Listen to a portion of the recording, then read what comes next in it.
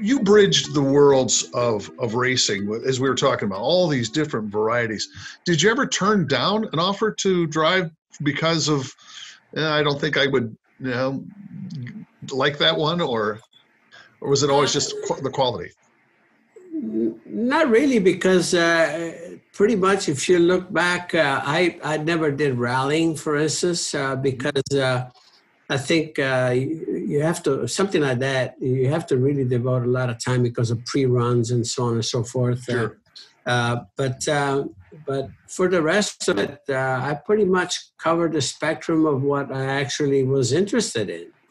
And it's basically, the top level of open wheel, which would be IndyCar and Formula One, and then Sure. sports prototypes, to just get involved in, in the majors there.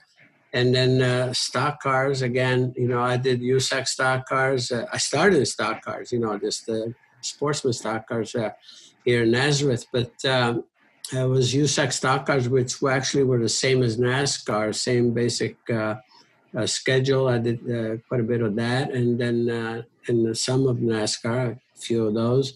With some degree of success, and then again, but it all really gave me just the ultimate satisfaction whenever you could not just race, but we could put a win together, to win in somebody else's sandbox, at their own game. Mm-hmm. When you don't specialize, there's something that's so precious in that respect. And it gives you like a sense of confidence also, which is always good. You don't want to, overdo that as much, or thinking that, you really have your arms around everything. But at the same time, just the opportunity. When I look back, as I say, the different drivers that I was able to drive against, through the decades of the 60s, 70s, 80s, and so forth. I look back, I said, how sweet is that? And how blessed was I, to have been able to be active in all these decades where, unfortunately, safety was not what we're enjoying. We've been progressively enjoying, but somehow I was able to dodge so many bullets that kept me active, I'm looking back at about 876 races, and only missed 2 races because of injury. Now, how lucky is that? I mean, and I take nothing for granted, believe me. But because of that, I was able to just, again, expand my horizons. And as you said earlier, what was, to me, the ultimate satisfaction to go from a dirt race to Formula One. I mean, how big a jump is that? A Hudson to a Lotus. Yeah, that's quite a range. You learn something, but you learn something, and something that actually relates. I always said that, it seemed like, the furthest that you could be from the standpoint of the technique of driving. But at the same time, what I learned out of dirt track racing is I think it benefited me in road racing in the wet. Because of the changing conditions on the dirt, always you're looking for grip.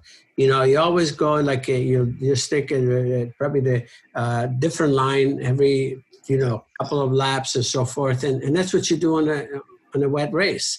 You probably do everything the line through the corner the opposite to what you do when it's on the dry, and things like that. So again, I always felt that expanded. I was able to put some things in the bank.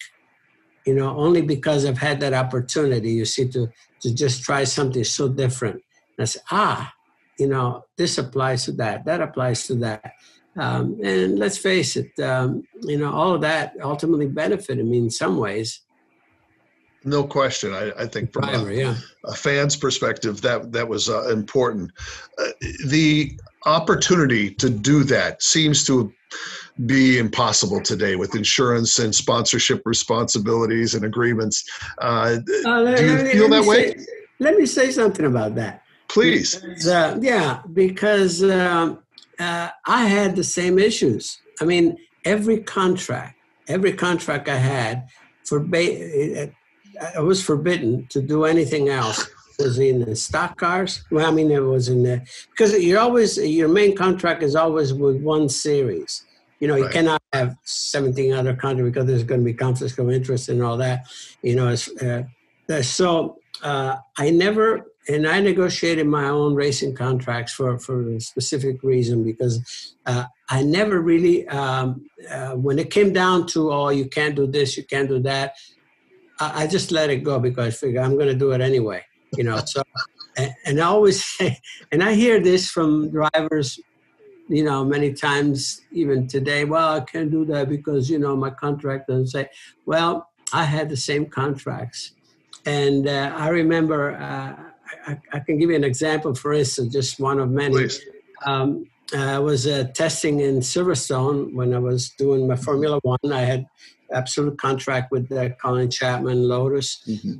And then there was a free weekend coming up. So it was like a Wednesday. I said, well, I'm going back to the States. He says, so what are you going to do? I said, I'm going to race an IndyCar for Roger Penske. He says, you can't do that. I said, I know, but I will. You know, so again, and I did that. It became understood that Mario's going to do what Mario's going to do. I mean, Pat Patrick, when I was called to substitute, you know, poor Didier Pironi in Monza in 1982, Mr. Ferrari called me.